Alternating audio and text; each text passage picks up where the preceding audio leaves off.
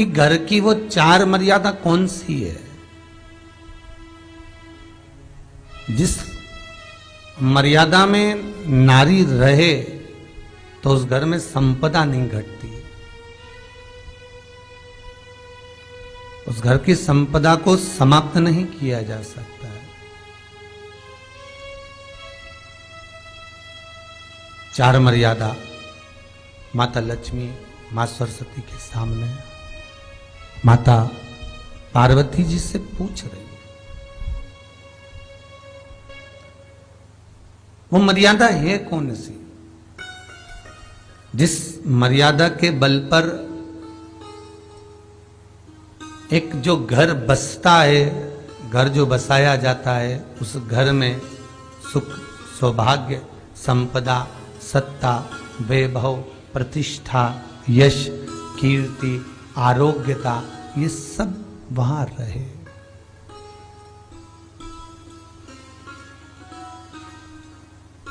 पहला, मां पार्वती ने माता लक्ष्मी को कहा, अतिथि देवो भव।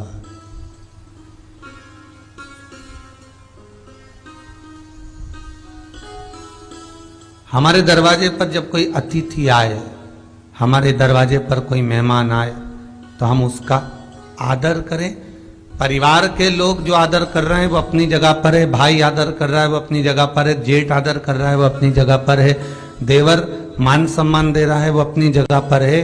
पर सबसे पहला सम्मान घर की स्त्री को अतिथि का करना चाहिए।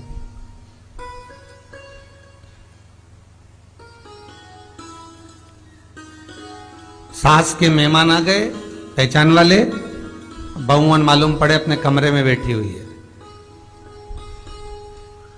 मेहमानों ने आकर पूछ लिया, क्यों बहू नहीं दिख रही? बस आ रही होगी। सास गई, रसोई घर में से पानी लाकर पिला दिया। फिर मेहमानों ने पूछा, बहू नहीं दिख रही? बस आती होगी।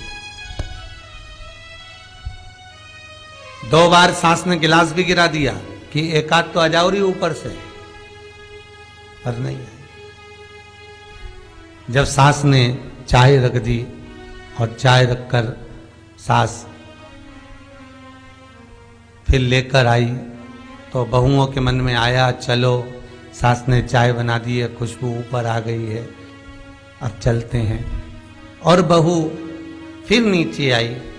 जो मौसी आई थी, काकी आई थी, बुआ आई थी, चाची आई थी, उनको प्रणाम करा और अंदर जाकर चाय जो बनी थी उसको पिया।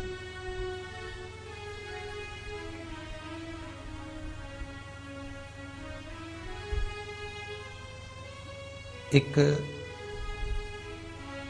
गरुड़ पुराण में लिखा है, 94 तरह के नरक में एक नरक है जो दरवाजे पर आए हुए अतिथि का सम्मान नहीं करता, उसको जल नहीं पिलाता, उसका मान सम्मान नहीं देता, उसका आतिथ्य नहीं देता, उसके लिए भी एक नरक रखा गया है।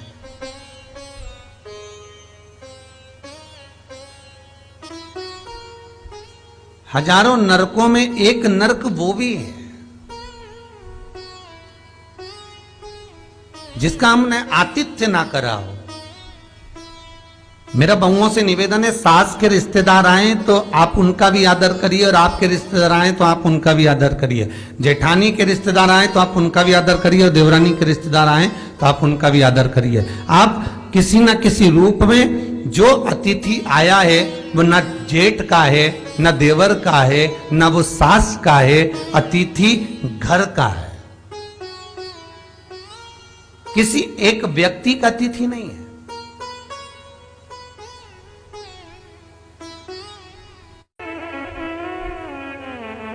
बड़ी बहू सोचे कि मैं घर की बड़ी, बड़े परिवार की, मेरे पास में बहुत धन दौलत, मैं काहे को गिनूं किसी मेहमान को।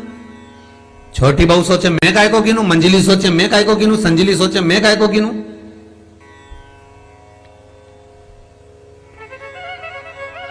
तुम्हारे माँ बाप आए, सास अगर तुम्हारे पिता से, तुम्हारी माता से बात ना करे, देवरानी बात ना करे, जेठानी बात ना करे, तो तुम्हें कैसा लगेगा कि तुम्हारे माँ बाप आए और किसी ने सम्मान नहीं करा, उसी तरह सास के रिश्तेदार आए, तुम सम्मान नहीं करोगी तो उसको कैसा लगेगा? फिर तुम्हारे घर के आए, वो सम्मान ना करे तो तुम्हें कैसा लगेगा?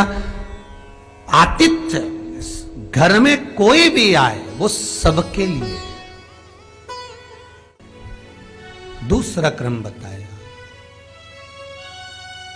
घर के दरवाजे पर जो तुलसी का पौधा होता है, जीवन में सबसे पहले अगर दुख आता है, तकलीफ आती है, कष्ट आता है, बीमारी आती है, रोग आता है, कोई बड़ा घटना घटने वाली होती है, कोई बड़ा कष्ट आने वाला होता है, तो लक्ष्मी जी से माता पार्वती कह रही है, घर में जो तुलसी का पौधा होता है सबसे पहले घात उसी पर होती है। तुलसी का पौधा सूख जाता है, समाप्त हो जाता है,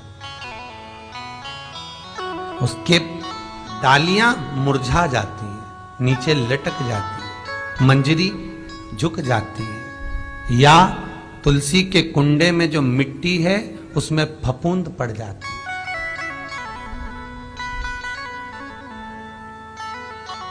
कितना सुंदर बात कही है महाराज। तुलसी के क्यारे में, पद्म पुराण, तुलसी के क्यारे में जो हम जल डालते हैं, वो जल हमने जब डाला और वो जल अगर नीचे गिर रहा है, उसका भी दोष वर्णन है महाराज, उसका भी दोष हमारे शास्त्रों में वर्णित किया गया। तुलसी के क्यारे में अगर जल डाल रहे हैं और वो जल जमीन पर बह रहा है, गिर रहा है, उसका भी दोष है। तुलसी के क्यारे में उतना ही जल दिया जाए जितनी मट्टी सोख ले, 2-4 8 बूंद पानी गिरे चल जाएगा। तुलसी के क्यारे में छिद्र रहता है, बूंद बूंद पानी टपक जाए वो चल जाएगा। पर तुमने तुलसी के क्यारे में जो जल भरा, लोटा भर भर के डाल दिया, और ऊपर से जो जल कुंडा भरा कर उलीच में से, अर्थात भराने के बाद जो नीचे गिर रहा है, वो दोषपूर्ण है महाराज, उसकी दोषता है।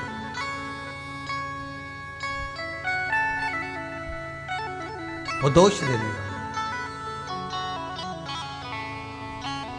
तो लक्ष्मी से माता पार्वती जी कह रही हैं कि दूसरा क्रम है घर में वैभव, लक्ष्मी, संपदा, प्रतिष्ठा, यश, आरोग्य को पाने के लिए तुलसी के क्यारे की आराधना, तुलसी के कुंड को नमन करना कर सकते। तीसरा क्रम कहा, घर में चाहे नल लगा हो, चाहे आरओ का प्लांट लगाओ, पानी का घर में छोटा छोटा आरओ प्लांट लगा देता है, फिर भी घर के अंदर रसोई घर में एक छोटा सा मटका, मटका नहीं तो हंडा, हंडा नहीं तो बाल्टी, बाल्टी नहीं तो कलसा, पानी का भरा हुआ जो नारी रखती है, दूसरे दिन उस पानी को बाहर ढोल कर फिर वापस धोकर भर लेती है। मटका रोज धुलता है, हंडा रोज धुलता है, प्रतिदिन का। जितना जल उस पात्र में रहता है, भरता है, ऐसे ही घर में संपदा बढ़ती। 3 क्रम बता। चौथा, नारी के मस्तक पर जो चीर होता है, ये पूर्वज, इसी चीर से कथा प्रारंभ हुई थी और वहीं पर पहुंच गई। लक्ष्मी पार्वती के संवाद पर चल रही है महाराज। मस्तक पर जो चीर होता है, मस्तक पर जो वस्त्र होता है, वो वस्त्र पूर्वजों का, पितरों का, कुल देवी देवताओं का आशीर्वाद।